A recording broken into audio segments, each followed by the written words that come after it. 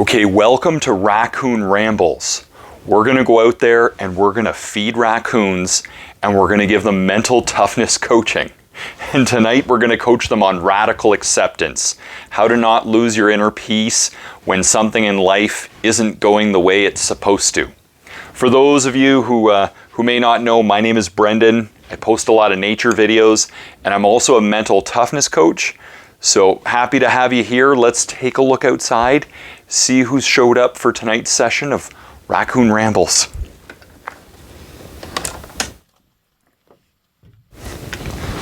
Okay. Let's give these raccoons some mental toughness coaching. It's time for Raccoon Rambles.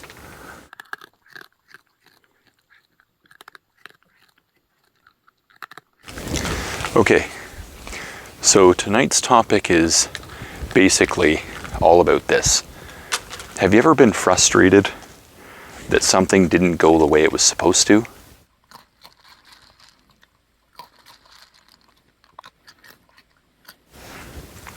Does that happen to you often? Occasionally? Hardly ever? So this is all about radical acceptance, which helps us keep our inner peace. And when we keep our inner peace, we basically do everything in life better.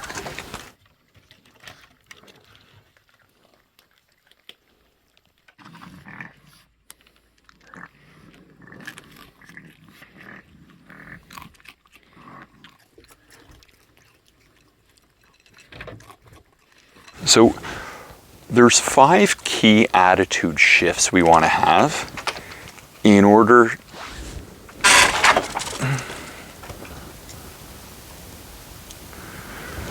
hey, these things happen. I'm just going to straighten that out. Let's get this set up just like that. Okay. All right. These things happen. So there's 5 key attitude shifts we're going to discuss tonight, and they are life-changing.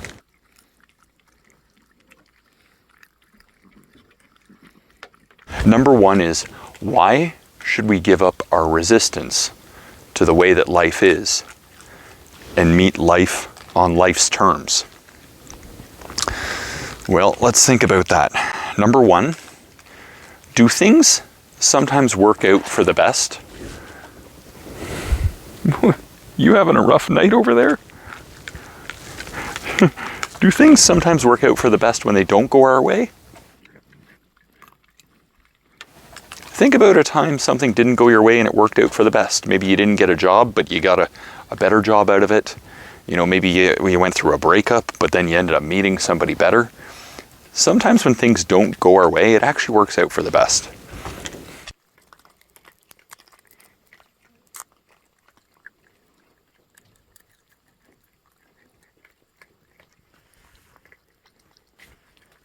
We often struggle with how we think things should be in life and how they really are. And the bigger the gap, the more we get stressed out and frustrated. And we got one of 2 options. We can change everyone and everything in the world to line up with how we think it should be. Good luck trying. Or we can change our attitude instead. What do you think is easier?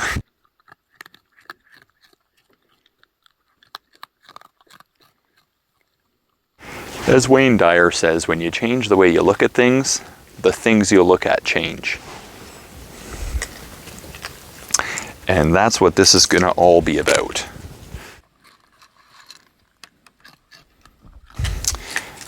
So if we're resentful of the way life is, it creates negative energy within us, disturbing energy, and that disturbing energy just keeps continuing and it comes out in all kinds of unwholesome ways. Why stay loyal to our suffering? Why not embrace a shift to radical acceptance? That's what tonight is going to be all about. How to do that most effectively. So the second attitude shift we need to get to is that we need to start fundamentally distrusting some of our preferences. We need to realize that our preferences are overrated.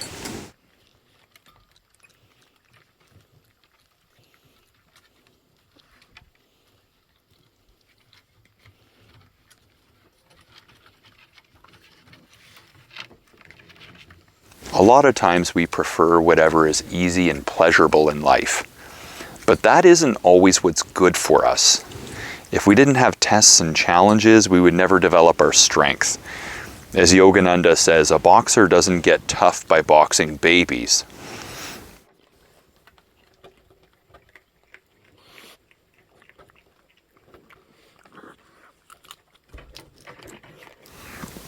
Also, have you ever got something you really wanted and you realized it was overrated or it wasn't that great? If so, what was it? Just out of curiosity, throw it into the chat. You know, maybe it was you got into a school program you really wanted to, and then you realized the curriculum was just not that great, and the profs were just really egotistical and not very practical in what they were teaching you.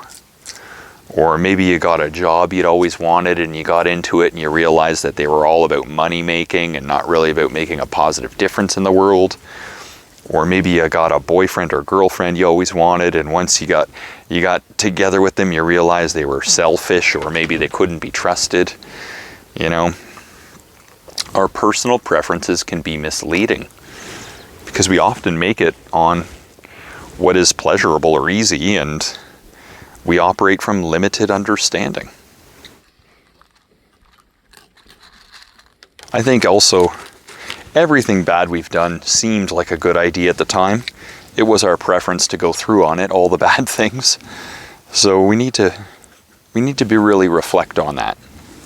So a helpful attitude shift here is to remind ourselves that we don't know what's best for us, even when we think we do, because sometimes a blessing feels like a curse.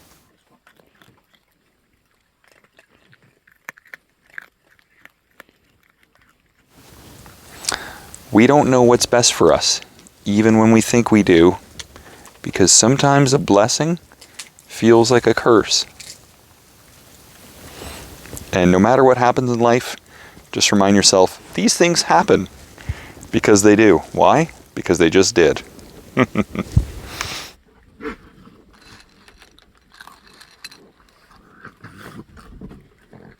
It's easier to change our mind than to change everyone and everything. And we need to remember our personal preferences are overrated. We don't know what's best for us even when we think we do. Sometimes a blessing feels like a curse. There's the pink toenail. Now the next attitude shift we want to have is that it's a good thing that life isn't easier. It's a good thing that life isn't easier. Did you know that? It's a good thing life isn't easier. You know why? Because all the tough times and the challenges, they help motivate us. They help us become more creative and more resourceful. The tough times help us develop our hidden strengths.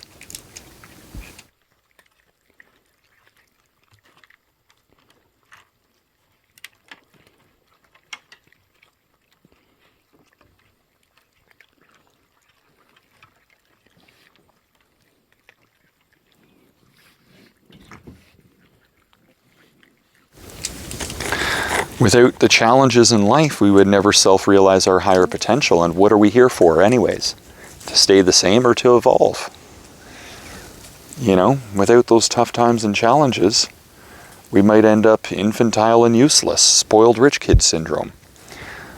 We need to realize that if we've been tested, it's a gift. How else are we supposed to get better?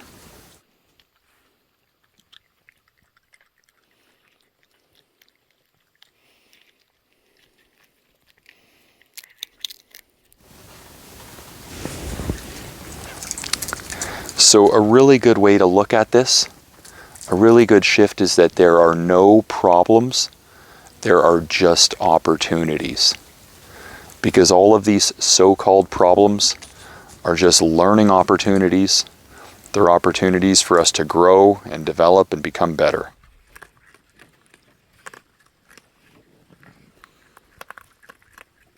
Now the next one is going to be a little tougher. We need to have the attitude shift that it's a good thing life isn't fair. First of all, it's really common that people will complain that life isn't fair, but we have to ask, what is your basis for comparison? And is your basis for comparison truly fair? Because most of the time, people insist on fairness in life only when it benefits them.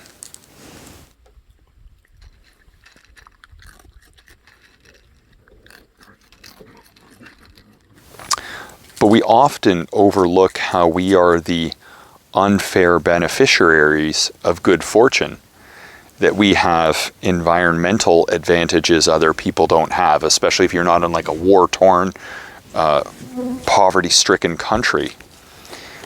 We have genetic advantages other people don't have, the health that you have that other people may not have, the different diseases that we don't have, and genetic conditions. We have financial advantages other people don't have, especially if you're in a first world country. If you insist on fairness and you live in a first world country, you literally have to give away all the money you have for the rest of your life because you've already had more than your fair share. I think it's at least 2 billion people live off less than $6 a day. Hello, sweetie. What'd you like? You like this? You like this? We have social advantages other people don't have. Think about the family and friends you have in your life that other people don't have.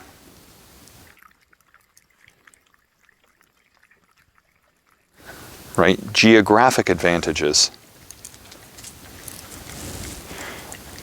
So, also, thinking of fairness, you know, can we ever repay all the animals for all they've given for us? Or all the plants for all they've given for us? Can we ever repay the sun for all it's given for us if we're going to insist on fairness?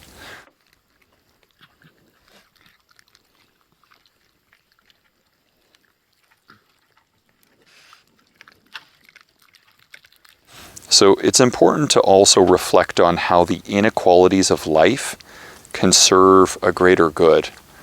The inequalities of life create an opportunity for us to help in a meaningful way.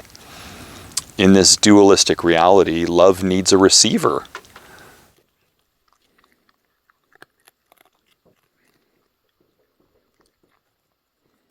There needs to be people in need of help and support.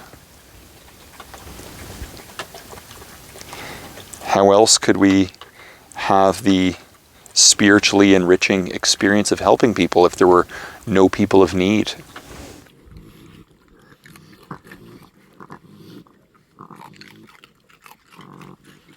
The inequalities of life help people learn different lessons. You know, people who grow up in poor countries may learn the value of wealth. They may learn financial responsibility. They may learn how to be happy with less.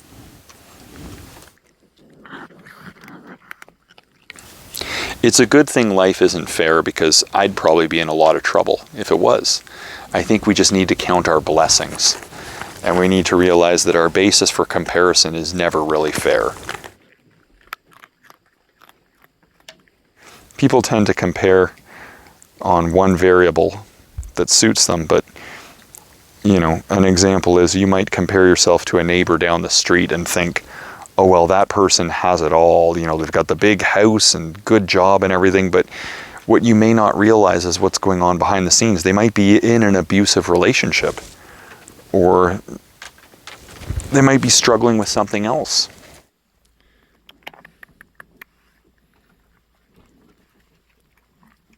Now, the next attitude shift is the hardest of all, and that is that good can come out of the most terrible of misfortunes.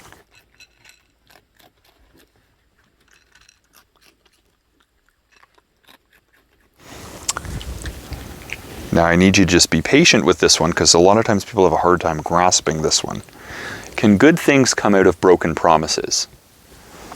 What do you think? Throw it into the chat. Can good things come out of broken promises? You might say broken promises could lead to new people in your life, new experiences and new learning, right? Broken promises can be expansive.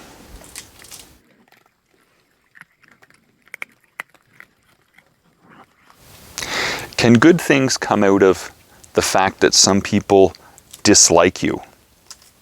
You know, we all want to be liked by everybody, but can there be some good to the fact that some people don't like us? Well, it can keep us humble and prevent our ego from getting too big by reminding us there's always more to learn. It can be a motivational force to prove the doubters wrong, right? It can help you have greater appreciation for the people that do like you. And, you know, when some people don't like you, it just redirects you in a different direction to those who do. It helps you find your people. Good things can come out of it.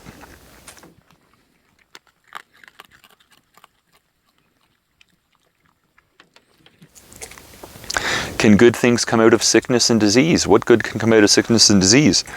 Sometimes when people are going through something like that, they start to evaluate the more important things in life. They reprioritize their lives. Sometimes when people go through that, they learn how to live life different, live life in a healthier way. It prompts them to have the meaningful conversations they wanted to have with people. This raccoon is washing a peanut in the water dish. They do that every now and then. Sometimes it's sickness and disease that brings people closer to God and gets them on the spiritual path.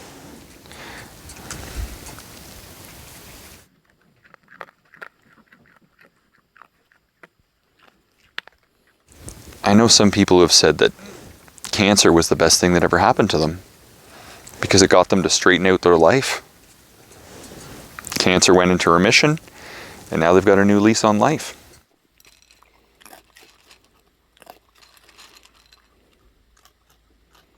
Can good come out of a mass shooting? Now, I know on the surface, and I'm not justifying a mass shooting, it's a terrible thing. All I'm saying is, can good come out of it? Well, think about it. When a mass shooting happens, sometimes you have the wounded people helping the other wounded people in a beautiful act of love. You have GoFundMe pages and volunteers flying in from all around the world to help out. You may not have realized how loved you were by strangers around the world. It brings the community together. It highlights the importance of gun control. It highlights the importance of mental health, right? Everyone's bonded in their mutual shared struggle. It can certainly in some ways be a stepping stone to a greater good.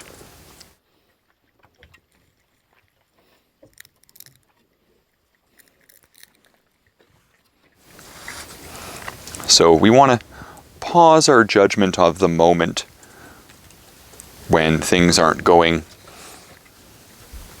in the best way possible.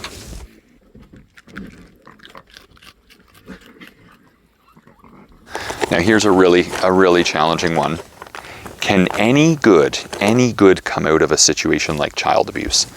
Child abuse is terrible, but can any good come out of it? Well, I'll give you an example. There was somebody who was abused as a child, and they met a therapist.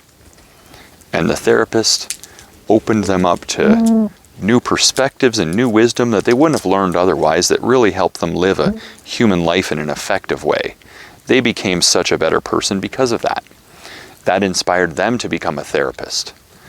And they ended up helping many hundreds, if not thousands of people in a very profound way, all because they had gone through the very suffering that they're helping people through. The darkness ultimately served the light.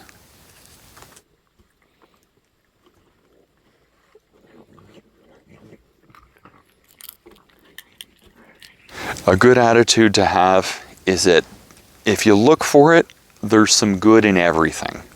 if you look for it. You can always say what's good about this, and you can find some good in anything. The idea with this is that we accept our life circumstances so that we're mentally and emotionally in the best position to deal with them. And then after that, we adapt.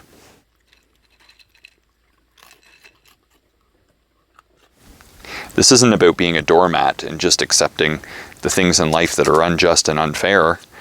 It's about accepting that they happen so you're in the best state to deal with them constructively.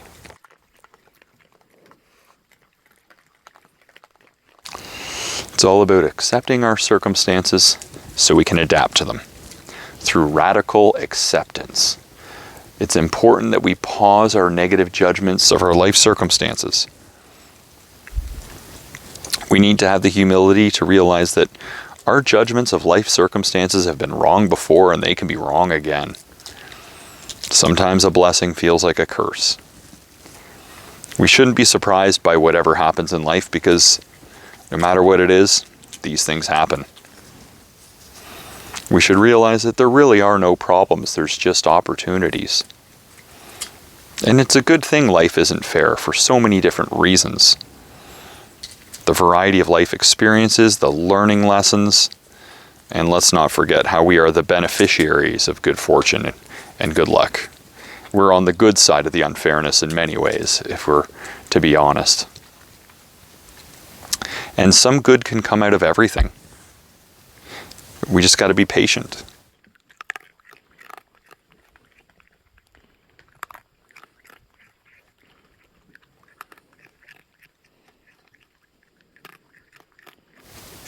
We live in a dualistic reality. You can't have saints without sinners. You can't have cops without robbers. You can't have a resurrection without a crucifixion. You can't appreciate the good people in your life if it wasn't for the incompetent or mean people. It's true. You can't appreciate having a good boss if you didn't have a terrible boss. You can't appreciate having a good boyfriend, girlfriend, or spouse if you didn't have some terrible ones. The bad things give us the capacity for a greater appreciation.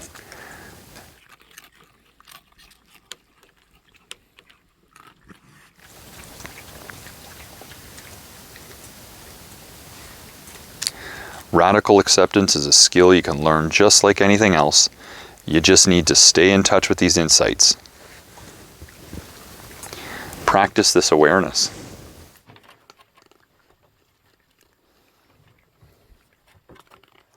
And then see how you're doing with the whole idea that something in life isn't going the way it's supposed to.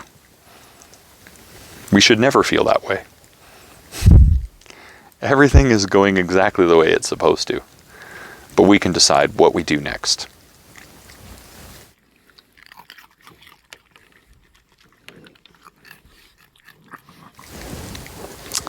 This has been Raccoon Rambles. Mental toughness coaching for raccoons. They really appreciate you joining as we feed them and we coach them.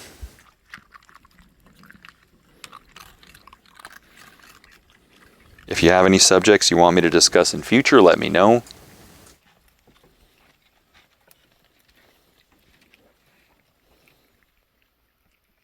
Other than that, I'm rooting for you in the game of life.